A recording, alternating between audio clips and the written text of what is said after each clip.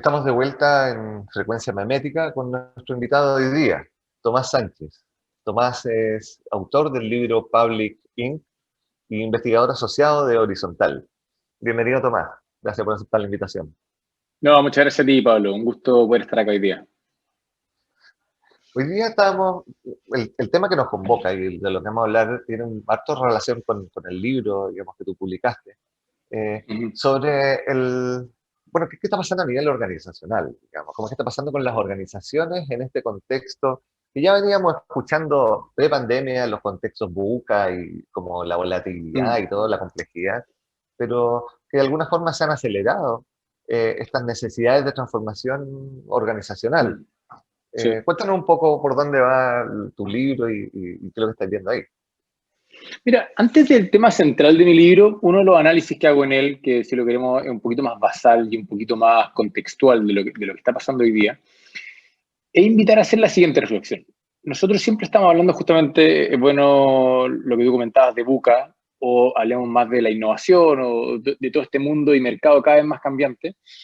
Es interesante porque toda la clásica teoría del management no había diseñado, por decirlo así, organizaciones para esto. Es decir, había diseñado organizaciones para hacer una cosa una y otra vez de manera eficiente y de manera continua y de alguna manera predecible. Es decir, el grueso de la organización está dedicado a la operación y ventas y tal vez las más innovadoras tenían un área, si lo queremos, de desarrollo de producto o innovación, pero que de todas maneras era un apéndice, era algo que no estaba en el centro de la estrategia y mucho menos en el centro de la operación ni en el centro, sí, en el centro de la operación. Entonces, entendiendo eso, es importante decir, pero la verdad es que las empresas no están diseñadas para innovar, no están diseñadas desde el punto de vista de sus procesos, no están diseñadas desde el punto de vista de su organización, de su estructura, si lo queremos, matricial, organizacional, de cómo reportan las personas de una a otra. Y por lo tanto, cuando se enfrentan a este cambio que estamos viendo hoy día, están verdaderamente en jaque, porque, entre comillas, están aguantando mientras pueden y esperando que nada malo pase. Pero es como lo que le pasa a los bancos hoy día. Bueno, ni siquiera vamos a los bancos, vamos a quienes han sido un poquito más disrumpidos ya. Entonces, cuando uno ve, no sé, todo el fenómeno, ¿cierto?, de corner shop, que estuvo muy de moda los últimos 2 años, o el fenómeno de Uber, uno se da cuenta que ya sean los supermercados o los taxistas, organizaciones completamente diferentes en tamaño, en escala, en lógicas de cómo funcionan, no fueron capaces de reaccionar. Y no es que no hayan sido capaces de reaccionar en 6 meses. Han pasado varios años y todavía no son capaces de reaccionar y efectivamente cambiar su modelo operacional, cambiar su modelo de negocio y nada, hacerle frente a este mercado cambiante. Hay algo ahí que tiene muchísimo que ver con ciertos patrones culturales de fondo. O sea, cuando vemos evolutivamente los estadios organizacionales y cuando vemos evolutivamente la humanidad en general, hay dos patrones en los que quedamos medio atrapados, que son el del orden superior y el logro estratégico. Entonces, entre orden y logro es donde me muevo. En algún minuto empieza a aparecer la sensibilidad por la diversidad, la sensibilidad por la horizontalidad. Y en la organización nos empezamos a llenar de post-it, que la gente participe, ¿ya? Y empiezan a entrar ciertas prácticas de participación que muchas veces desde la alta dirección son bastante resistidas en cuanto a que esto enlentece nuestra búsqueda de efectividad. Pero hay una señal ahí clara cultural que tampoco fueron capaces de abordar muy de buena forma, digamos. O sea, en general venimos acostumbrados al control y mando y es lo que ha funcionado por cientos de años, por lo tanto lo seguimos repitiendo, esta inercia cultural. De todas maneras, yo creo que esa palabra es muy importante, la inercia. Hay una inercia cultural que es muy, muy difícil de cambiar. Es como el día de la mañana, es como, mira, es como mañana a todos los chilenos les dicen que nos acabamos de dar cuenta que no es tan bueno comer asado los domingos para que nos vaya bien en la vida. ¿Y cuánto nos podríamos llegar a demorar para dejar de parrillar los domingos para que nos vaya bien en la vida? No, nos vamos a tener que enfermar, nos van a tener que pasar un montón de cosas antes de que cambiemos eso. Y eso es lo mismo que sufren las organizaciones, sobre todo en algo tan, ni siquiera ideológico, tan fundante en lo que tú dijiste, en el top-down, ¿cierto? En la verticalidad de las empresas. Cuando yo empiezo a descubrir, o otras empresas, mejor dicho, descubren, y la academia lo confirma, de que cuando las organizaciones funcionan de manera atomizada, con equipos más autónomos, con la autoridad, si lo queremos, el poder más distribuido, son capaces de tomar mejores decisiones son capaces de reaccionar más rápido y ser más ágiles. Discúlpame, pero que suena casi como un pecado, ¿ah? Suena como Claro. contrario a todo lo que estas personas aprendieron. Entonces, seamos un segundo empático con este gerente que tiene 55 años, que lleva durante 30 años manejando su empresa con una serie de cosas que no se las dijo solamente él y su experiencia, sino que también lo respaldó Harvard y todas las grandes universidades, Claro. porque, de nuevo, estaban diseñados para competir en los años 70 y los años 80. Y de golpe y porrazo se dio cuenta que hoy día competir de esa forma no es la más efectiva y le cuesta creérselo. Y después, y si es que se lo llega a creer, no sabe cómo operarlo. En muchos casos también vemos como eh, que, que queda atrapado en los mandos siguientes, digamos, porque puede que el CEO haya tenido el insight grande, digamos, de Mm, integración de estas lógicas, pero también esa inercia es cultural hacia abajo y está instalada en una serie de prácticas de cómo controlo yo al otro, cómo yo seguro. logro que el otro que cumpla sus objetivos y todo eso. Y en ese sentido, como cuando tú planteas, digamos, eh, esta propuesta, digamos, de alguna forma de tener que hacer ese tránsito hacia estadios más de poder más distribuido, por ejemplo. Mm, Que una de las cosas que yo he visto, que en general el juicio que aparece ahí es como esta cosa se va a poner media hippie, media, como que mm, todo lo vamos a horizontalizar. Y que no tiene que ver con horizontalizar, tiene que ver con descentralizar, que es distinto. sí. Ahí les queda como en una zona ciega. ¿Sí? Ese es el tema que yo Sí. creo que tiene que ver con la no poder reaccionar. Mm. A ver, hay dos puntos ahí bien importantes. Primero, por lo menos como lo trato en mi libro, y estoy muy de acuerdo también en cómo tú lo planteaste al inicio de la conversa, esto no, más que una propuesta, esto es Darwin, esto es evolución, esto tiene que ver con sobrevivir. Acá no hay ni un juicio moral, ni un juicio normativo en que las cosas debiesen ser así. Estoy haciendo un juicio meramente descriptivo, es decir, miren, démonos cuenta que las organizaciones que funcionan con un sistema, si lo queremos así, más distribuido, con más autonomía en su equipo, con el poder de manera más centralizada, son capaces de performar mejor en el mercado. El competidor hace algo y se demora menos en reaccionar, el consumidor necesita algo y se demora menos en darle el gusto. ¿Bien? Es un tema puramente de performance. Dicho eso, hay otro ingrediente que creo que es importante entenderlo, como tú decías, esto no es mucho más hippie ni una chacra. Tiene mucho de proceso, tiene mucho de protocolo, tiene mucho de estrategia. Al final lo que estamos haciendo acá es tener de manera muy centralizada la estrategia y los protocolos, pero de manera muy descentralizada la toma de decisión. Y eso es lo que cambia. Entonces también hay que entender de que cuando uno se va a la versión hippie, está en la versión mala. Está en la versión de que de alguna manera dividí mi equipo en 50 equipos y entre ellos no se comunican bien, no tienen la misma estrategia, no tienen claro los protocolos, los procesos de cómo interactúan entre ellos. Se Pero llenaron eso, reuniones, claro. claro, pero eso no es lo que hace más eficiente a cómo trabajará un Google o cómo trabajará Uber, ¿cierto? Sino que lo que lo hace más eficiente es que existe una estrategia muy clara. Eh, Mira, voy a poner un ejemplo que me gusta, que es medio controversial y por eso la gente se acuerda. ¿Qué hace tan efectivo un grupo terrorista? El Ajá. grupo terrorista tiene súper clara su estrategia y tiene clara sus protocolos. Toman decisiones de manera descentralizada, ¿cierto? Pero tienen súper claro de que tienen que ganarle al enemigo. Para ganarle al enemigo tienen que poner el bombazo donde sea que tengan que hacerlo. Y todos tienen claro el protocolo de que si uno no responde, responde el otro, que si uno hace el otro hace esto otro. Entonces están súper claras las reglas. Pero toman decisiones de manera descentralizada, funcionan como célula y son capaces, entre comillas, de sobrevivir cuando otro grupo o otra célula no funciona bien.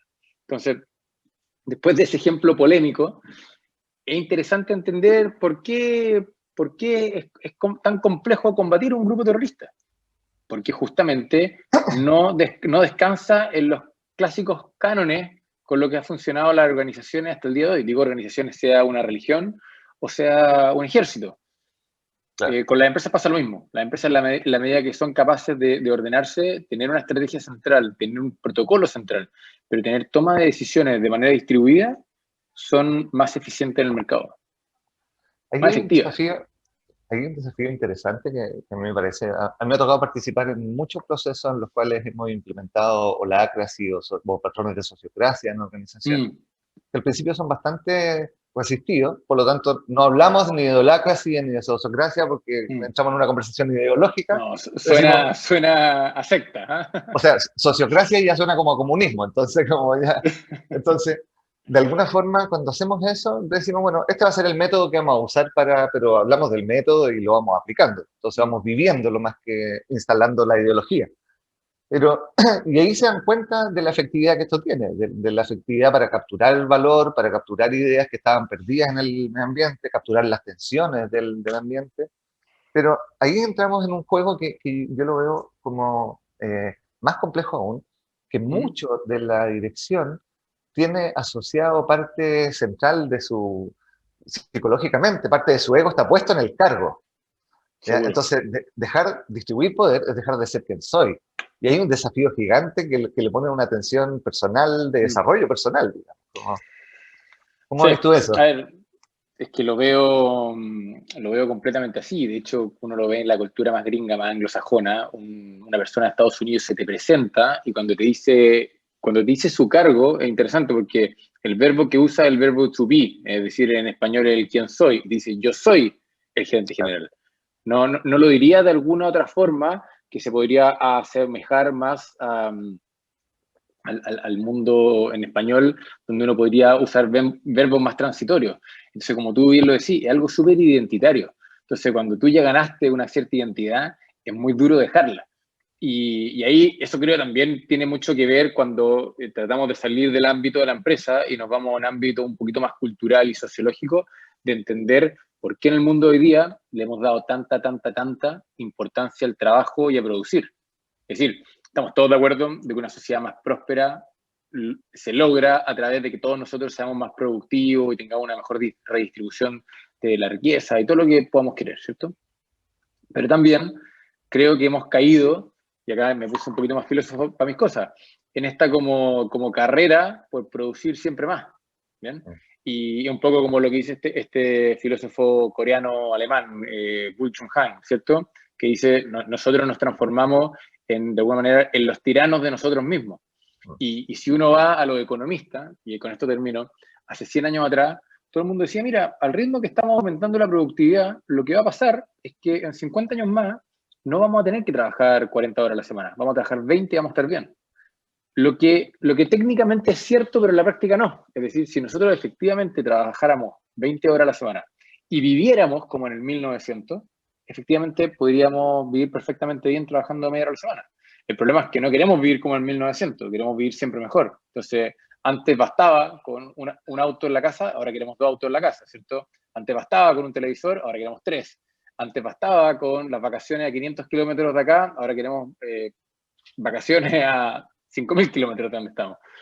Entonces, nada, creo que es interesante como muchas de las dinámicas empresariales conversan mucho con las dinámicas culturales de nuestros tiempos.